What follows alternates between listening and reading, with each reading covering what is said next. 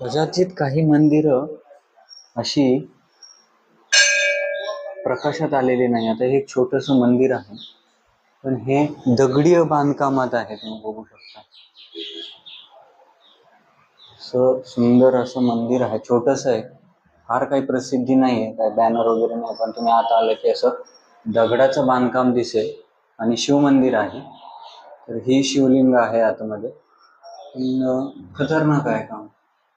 बघू शकता, पूर्ण दगडाचं बांधकाम आहे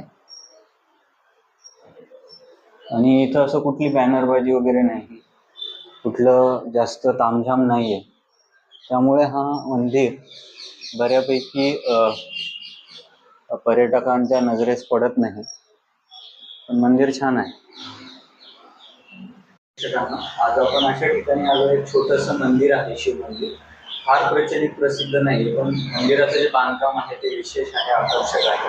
म्हणजे विशेष म्हणजे हे दगडी बांधकाम आहे, आपण बघू शकतो. तर आपल्याला इथले जे पुजारी आहेत, काम बघतात, ते आपल्याला इथे थोडीशी देवस्थानचे सचिव. तर आपण आता माहिती करू शकतो.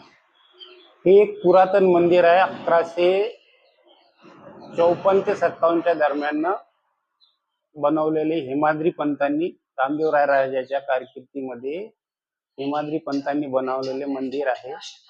आणि हे मंदिर हेमाडपंथी या नावाने ओळखले जाते.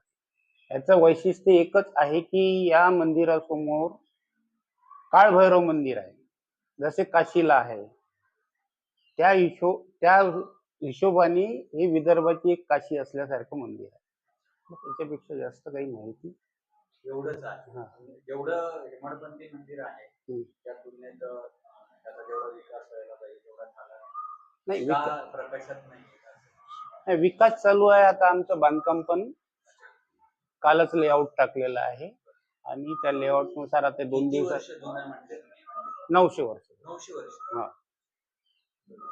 आणि हे जो दगड आहे हा त्या काळापासून दगड पण आहे, पिंड पण आहे. पिंड पण बदलली नाही, ते पुरातन तशीच आहे. धन्यवाद.